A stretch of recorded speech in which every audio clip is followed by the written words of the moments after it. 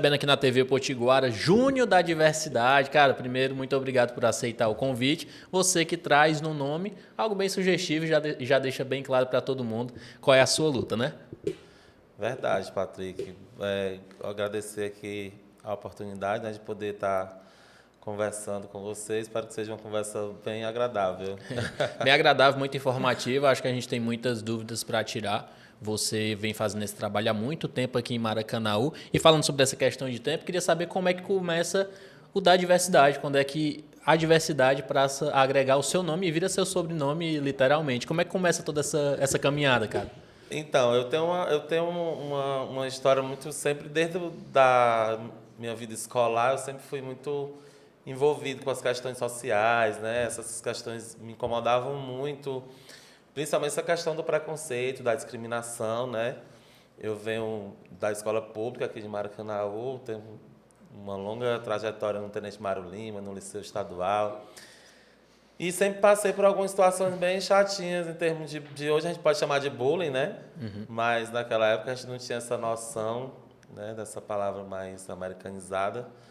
E a gente sentia na pele mesmo que era sentir o que é o preconceito e a discriminação por conta da sua forma de ser, da sua forma de se movimentar, né? Vamos dizer, a forma de dar pinta, né? E para a gente que está num processo de descoberta, de se entender, né? De se perceber quanto pessoa humana, não compreendia o que era aquela forma que as pessoas riam de mim, por exemplo, por alguma forma de eu falar ou de algum trejeito. Isso começou a me incomodar, né?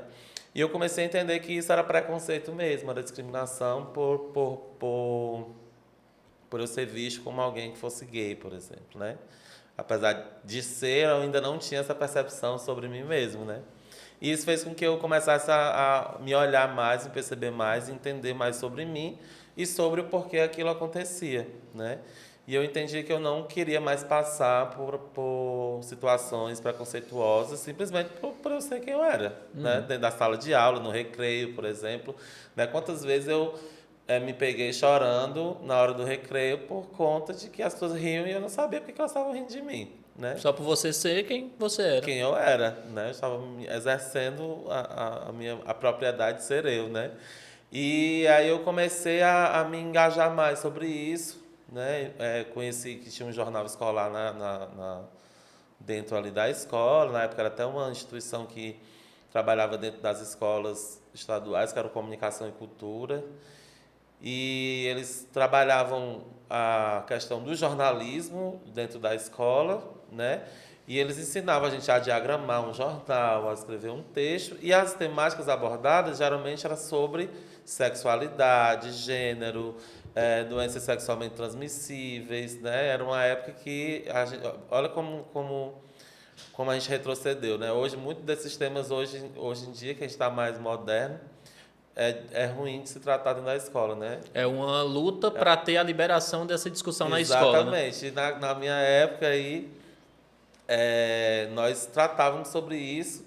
E aí me engajei totalmente no jornal da escola e comecei a trabalhar esses temas. E comecei a trabalhar a questão do não preconceito dentro da escola, né? Fazer trabalhos. Tinha uma coluna no jornal da escola que tratava sobre isso. E isso foi me levando para querer saber mais, né? Conheci uma outra instituição no Ceará que se chama Grupo de Resistência Asa Branca, que é o GRAB, que é um pioneiro na luta contra o preconceito e a discriminação em decorrência da orientação sexual e identidade de gênero aqui no estado.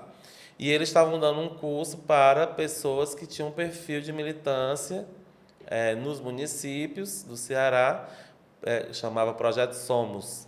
E esse projeto ele ensinava tudo sobre como a história do movimento LGBT no mundo, e no Brasil e no estado do Ceará, e como é que você podia montar uma associação, né? E aí eu participei dessa formação, e depois da formação o que era proposto pelo GRAB era que a gente, na nossa cidade, e aí era uma representação de várias cidades do estado, que nós montássemos uma associação, né, voltada aos direitos humanos da população LGBT aqui no município de Maracanaú. E assim eu fiz, né? Eu busquei outros personagens, outras pessoas da cidade na época. Posso citar algumas, como a Samila, que hoje é uma grande mulher trans que luta pelos direitos humanos da população LGBT, não só em Maracanã, como em Pacatuba e a nível Ceará, Brasil. E outras pessoas aí junto comigo, como a Cecília Nogueira, que foi a primeira presidente dessa... Aliás, eu fui o primeiro presidente, né? A Cecília também era vice-presidente. Renato Xavier, vários nomes da época que já vinham de uma militância, né? Que era uma militância que estava meio adormecida, inclusive na época, em 2005, por aí. E eu entendi assim, não, a gente precisa fazer alguma coisa, porque existia uma entidade aqui no Maracanã chamada Associação dos Homossexuais de Maracanaú, que era uma associação bem antiga, né, dos anos 90, e era até a Simone Rodrigues, que era presidente, uma mulher lésbica que lutava bastante, é uma história muito, muito bonita, mas a HM ela estava morrendo. Assim, a Simone ela já não tinha mais aquele ânimo, né, aquele gás militar, por conta de vários motivos, né, tanto pessoais como de todo cidadão que se coloca por uma luta social, de repente ele se vê só, né? E aí, ou o cara tem muita força para querer continuar e dizer assim, ou buscar novas pessoas, que aquelas ali que estavam do seu lado já migraram para cuidar das suas vidas, já não tem mais o tempo para isso. E eu cheguei para Simone e disse, Simone, vamos fortalecer a HM, né? E ela não estava com esse gás todo. Eu disse, não, então é hora da gente montar uma nova associação em Maracanaú que faça esse trabalho. E lá no começo, tu cedo identifica e acredito que tem essa felicidade de entender que, pô, isso aqui não está correto. Eu estou sendo, sei lá, zoado, chacota simplesmente por ser quem eu sou. E tu sai dessa bolha para ir para a luta. Mas acredito que tu enxerga muitas pessoas sem conseguir também se expressar como tu estava se expressando e batendo de frente com esse preconceito. E aí tu tem duas lutas. A tua luta individual e talvez resgatar e puxar essas pessoas para abraçar essa causa e essa luta também e fazer elas entender que aquele preconceito não é normal. Que hoje você falou é o bullying, naquela época não era esse termo, mas pô, isso aqui não é normal, o que eles estão fazendo é errado. Como é que foi essa resistência no começo e esse resgate das pessoas que também se identificavam como você, mas que eram meio retraídas para esse processo? Perfeito, é muito legal essa pergunta, que eu tenho uma história interessante sobre isso. Os militantes que já tinham essa história na HM super toparam, né? Porque eles queriam continuar esse trabalho, só que a HM não estava meio que querendo mais estar na ativa. E o Maracanã era muito conhecido pelos Miss Gays, né? Aqui nós temos uma história nos anos 90, né? Que a gente era um grande celeiro de Miss Gays. Além da parada gay bem tradicional, né? Que sempre foi aqui. Exatamente. Mas aí a parada ela vem depois disso tudo. É uma consequência, né? Na sequência. Aí, aí nós tínhamos os Miss que não tinham mais. O que é que a gente fez? Vamos começar os Miss novamente.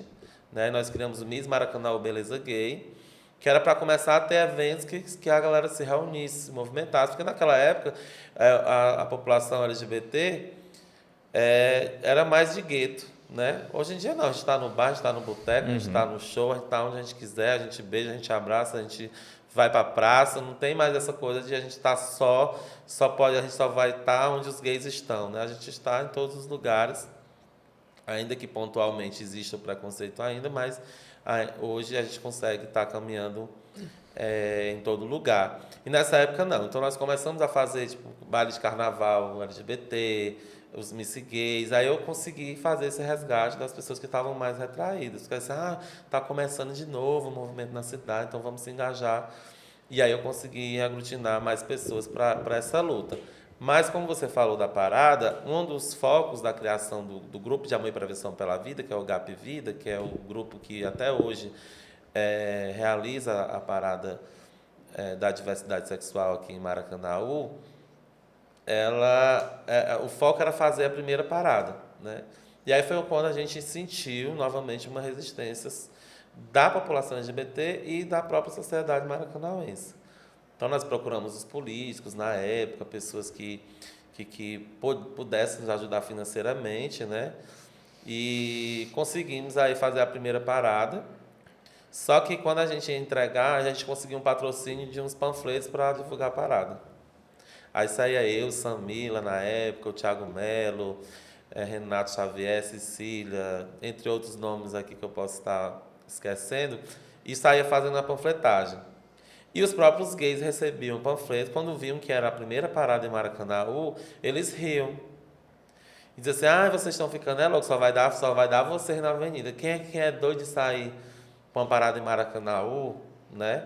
E a gente, tipo assim, a gente levou um choque mesmo, né? A gente se reuniu depois da primeira panfletagem, disse, gente, o que é que está acontecendo? Porque a galera vai para todos os eventos, na hora que a gente falou em parada, não quer ir, não quer ir. Deu. E teve gente de amassar o panfleto mesmo, assim, de amassar o panfleto e jogar assim na nossa frente e dizer que só ia dar a gente mesmo, que aquilo ali era piada, né?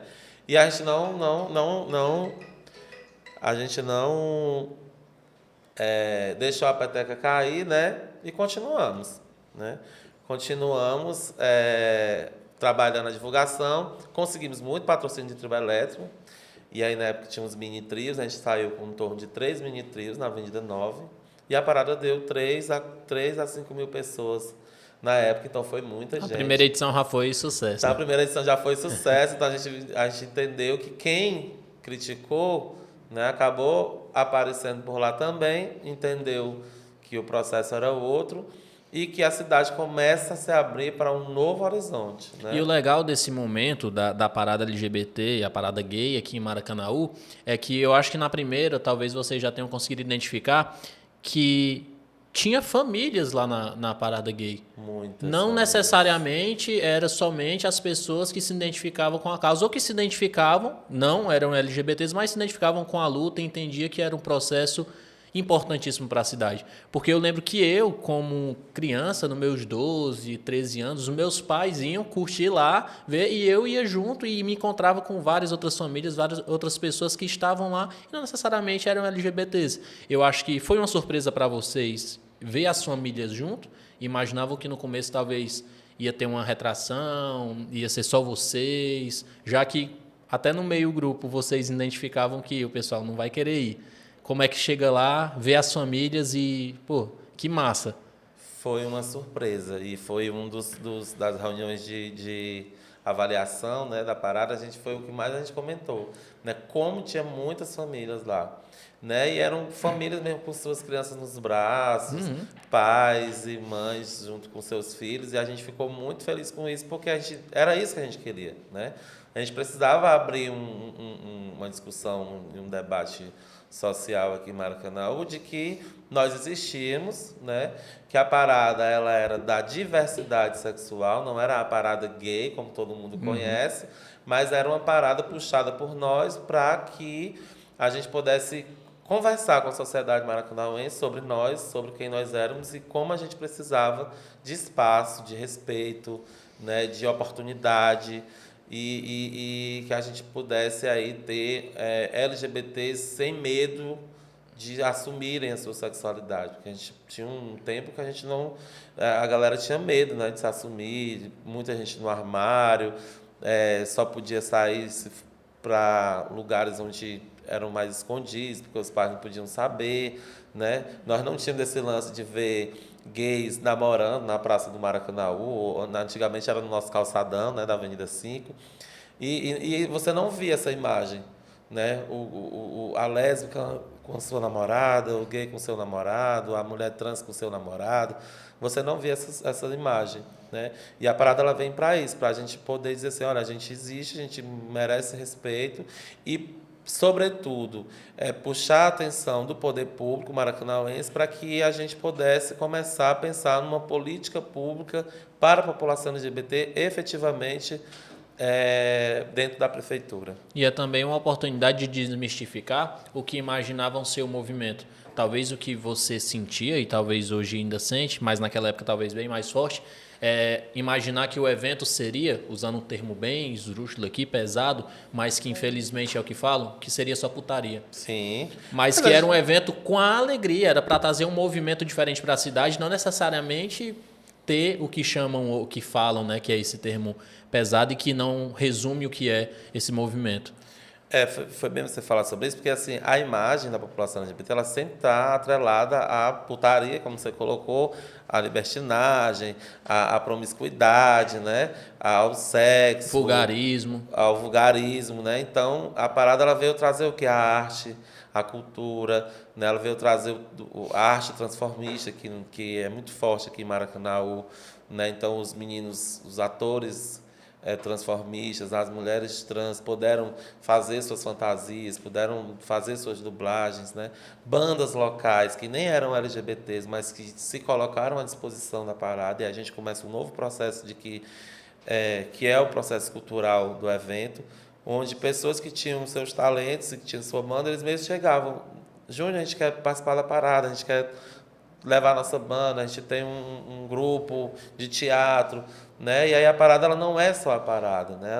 Ela tem uma semana de programação. Então a gente tem seminários que vai discutir algum tipo de tema que para o momento está muito forte, ações voltadas para a questão da saúde da população LGBT, né? O fortalecimento da política pública. Então a parada ela tem o seu papel para além do dia que a gente vê na avenida. E você fala desse preconceito, que é a principal luta de vocês, e é comum ele existir por parte daqueles que não se identificam com a causa como tal. Mas, infelizmente, naquela época talvez mais presente, mas hoje ainda é comum ver esse preconceito dentro da classe? Vocês lutam contra isso? Sim, sim. É natural que isso aconteça, né? Eu acho que é das classes, né? Na verdade. Existe, sim. Existe muita divergência, muitas vezes, né? Das novas nomenclaturas, né? Tem gays que já são da vanguarda, que não concordam com novas formas de tratamento com a população LGBT, ou muitas vezes a travesti que não se dá muito bem com os gays, né? Os gays que não querem andar com a travesti, né? Ou a mulher lésbica que não quer andar muito com mulher trans. Então, tem essa coisa interna, mas que a gente tenta não levar isso a tão aparente, porque a gente entende que isso prejudica a luta, prejudica o todo, né? Mas que isso é normal existir, né? Eu acho que é do ser humano, na verdade, não é nem das classes, mas é uma questão humana mesmo. E aí aquele Júnior lá de trás que começou a luta na escola, acho que hoje começa a ver ela crescendo, e aí a gente tem como sequência e consequência de toda essa luta é a criação da coordenadoria da diversidade, que passou a ser secretaria agora. Na verdade, quando fala da coordenadoria da diversidade, né, quando eu coloquei para a gente tratar também, é sobre como a parada impactou aqui em Maracanaú. Sim. Né?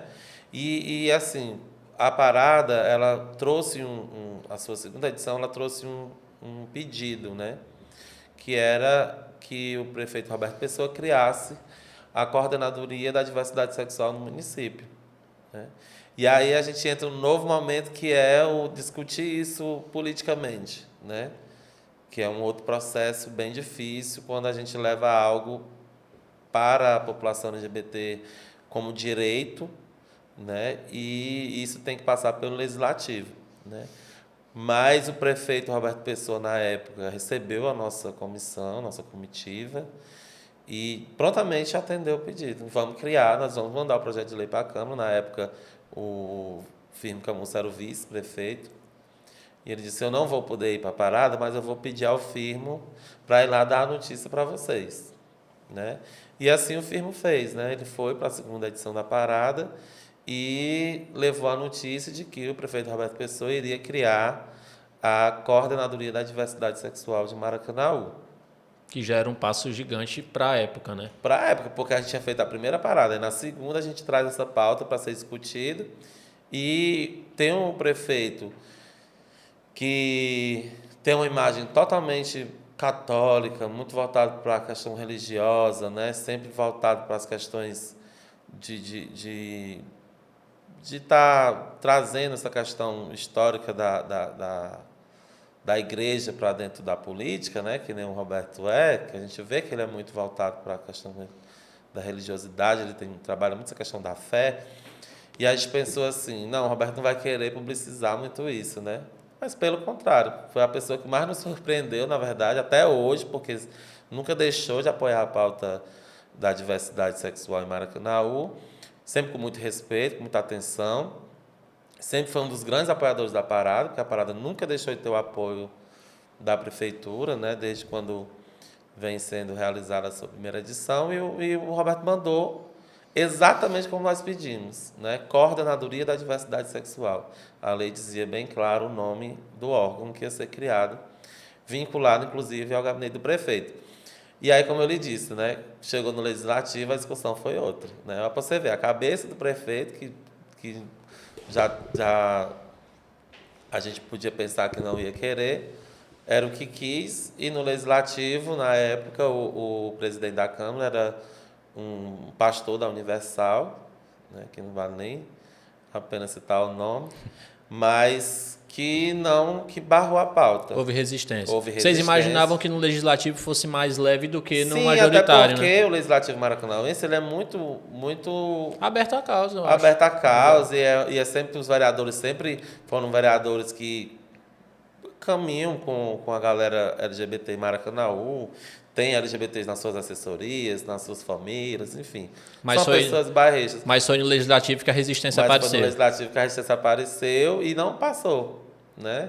Eles criaram, na época, um órgão que chamava Gerência de Inclusão e Cidadania, que dentro das suas competências tratava sobre a temática LGBT, mas não na forma da nomenclatura oficial da... E eu acho que é uma luta muito grande para ficar dentro de outra...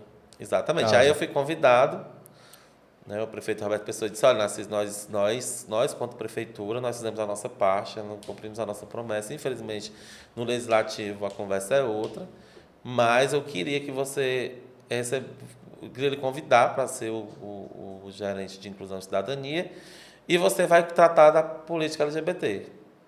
E se você não quiser nem dizer que é gerência da Inclusão e Cidadania, não precisa nem dizer também não. Faça o trabalho para a população LGBT. E assim eu fiz, aceitei o convite, né?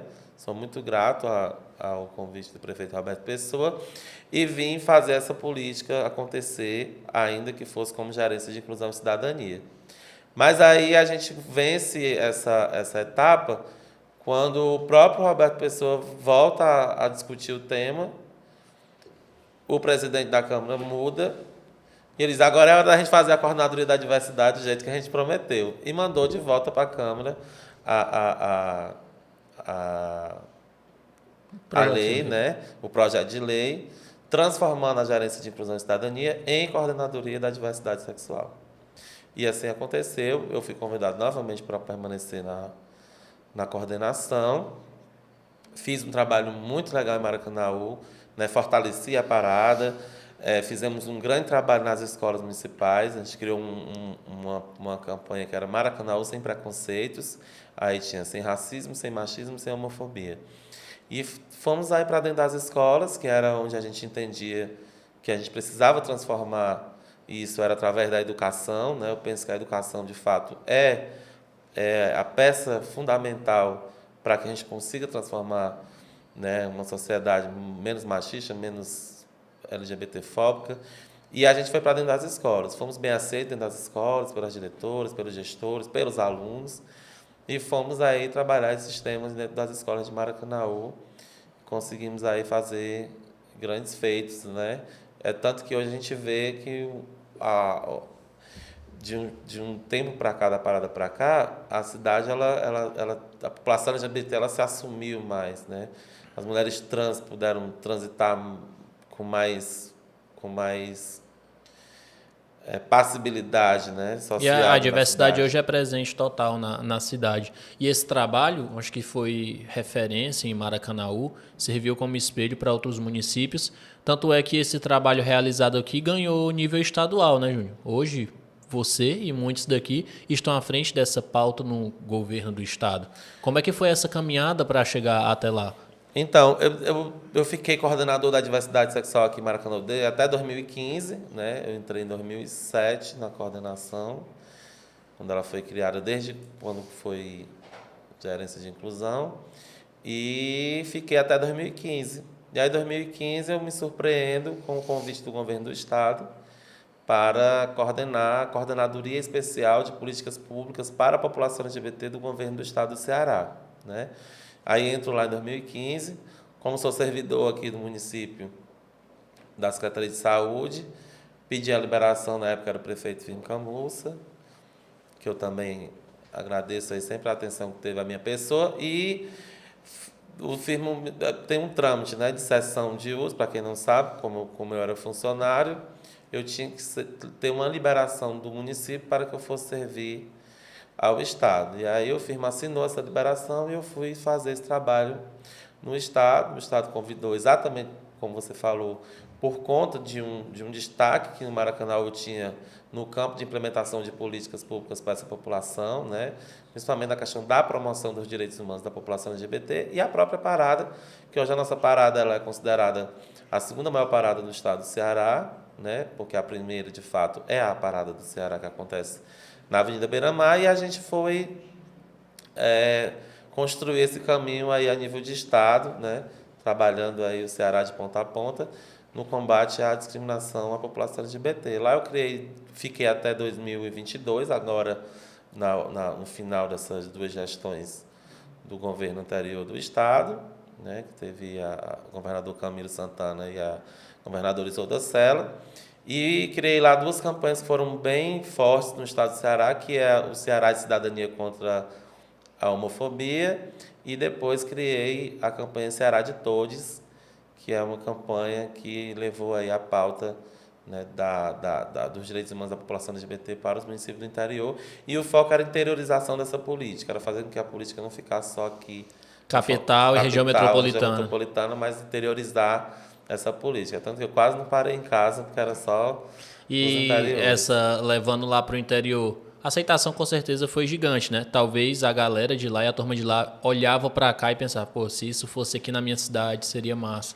Gente, foi aí que a gente foi ver quanto era necessário a gente interiorizar a política LGBT e fazer com que dialogar com os prefeitos, né? Fazer com que os prefeitos criassem suas coordenações municipais, gerências, núcleos, conselhos municipais LGBTs. Então, hoje a gente consegue ter aí algumas coordenadorias criadas no estado, alguns conselhos LGBTs municipais e novos movimentos LGBTs, porque a ideia era que a gente levasse para os municípios do interior também as informações sobre os direitos dessa população, para que a galera lá do interior soubesse que o Estado tem um Disque Denúncia, por exemplo, que existe o Disque 100 a nível nacional, para quem estiver em qualquer lugar poder denunciar algum tipo de discriminação, o próprio Centro Estadual de Referência LGBT, que presta atendimento para a população LGBT com advogado, psicólogo,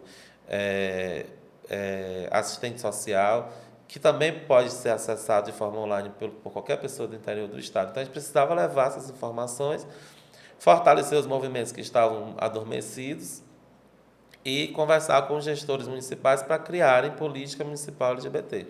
E como é que está a programação para esse ano aqui em Maracanaú? A agenda já está fixada, já tem a agenda fixa de vocês, o que acontece todo ano, mas qual é a perspectiva desse 2023 aqui em Maracanaú em relação à parada e a todos os outros eventos envolvidos?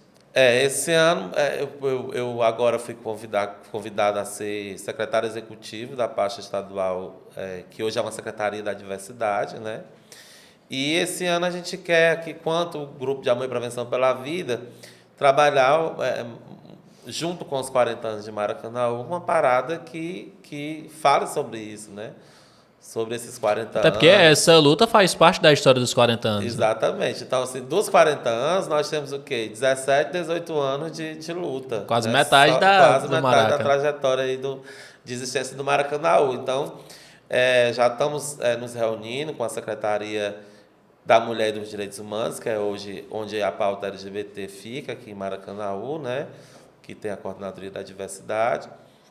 E estamos discutindo aí com a secretária Margarete Rose como será o apoio da Prefeitura para a parada desse ano, dentro desse olhar dos 40 anos. Né? O prefeito também já esteve comigo, já pediu que a gente pudesse adiantar, inclusive, a data da parada para ficar mais dentro das festividades dos 40 anos, né? Como ele quer que marque. E a gente está vendo aí uma programação bem legal Provavelmente a gente volte a parada para a data inicial dela, que é o mês de agosto, né? Porque com o tempo, às vezes por questões de falta de recurso no momento, ou por questões de apoio, ou tempo mesmo da galera que organiza, foi passando para... Foi indo para o fim do ano. Foi indo para o fim do ano. Aí passou para outubro, já teve em setembro, já teve em novembro, já teve em dezembro. Então, já que também a ideia da própria prefeitura é dar o apoio à parada e que a gente consiga colocá-la dentro dos 40 anos, a gente vai tentar aí negociar, né, conversar, sensibilizar o município para que nos apoie a fazer a parada no 29, no mês de agosto. Júnior, e a TV Potiguara, cara, tá aberta aqui para todos esses convites, esses momentos, essas pautas, para receber vocês aqui no estúdio, seja você ou outra pessoa que represente a luta. Eu quero que você deixe um convite para a galera, não só para se juntar a vocês e entrar nessa luta, mas também de conscientização, de respeito e tudo aquilo que vocês pregam nessa caminhada que é longa e eu espero que continue daqui para frente. Então, Patrick, primeiro é agradecer a TV Potiguar, dizer que eu fico muito feliz com esse crescimento da comunicação, né, em Maracanaú. Temos grandes nomes dessa área, né, por que não citar o meu amigo Nazareno, você, né, que inspira, acredito que deve inspirar muitos comunicadores que sonham aqui em Maracanaú a chegar nessa área da comunicação. E dizer que nós, e aí saindo um pouco da cadeira de gestor, hoje secretário executivo da Secretaria da Diversidade do Governo do Estado do Ceará, mas como Narciso Júnior, Júnior da Diversidade, né, militante dos direitos humanos da população LGBT, é dizer que a gente precisa cada vez mais andar de mãos dadas, né? Nós temos aí, acabamos de sair de um Brasil que nos tirou muita coisa, muitos direitos, né, muito desmonte da nossa política. Nós perdemos a Coordenadoria Nacional LGBT, perdemos o Conselho Nacional de Combate à Discriminação LGBT, e tudo isso está voltando. Então, a gente vive um momento de redemocratização do nosso país e a gente precisa cada vez mais pensar, né, num Maracanaú fortalecido no campo da política pública LGBT, fortalecido no campo do movimento, discutir mais isso, né, de forma social, e nós, quanto GAP, precisamos, inclusive, voltar a realizar mais eventos na cidade, né, aproveitar aí os 40 anos, que a prefeitura está com todo o gás aí nos apoios, e voltar, né, às atividades culturais e fazer com que a gente tenha realmente uma sociedade maracanauense que não discrimine a população LGBT, né, que valorize os artistas da terra, que trazem essa pauta, né, mas, sobretudo, construir uma sociedade mais justa, igualitária e que não discrimine as pessoas simplesmente por elas serem quem elas são, né? Eu ainda continuo sendo o Júnior lá do Tenente Baro Lima, do Liceu, que se incomoda e não se deixa, né, ser vencido pelo preconceito e a discriminação simplesmente porque eu sou gay, né? Então, isso ainda me incomoda, e enquanto isso me incomodar, eu vou continuar lutando e vou continuar chamando o povo para lutar junto comigo. Narciso, mais uma vez, obrigado por aceitar o nosso convite. Mais uma vez, friso para você que a TV Potiguara está de portas abertas, o bate-papo foi muito massa.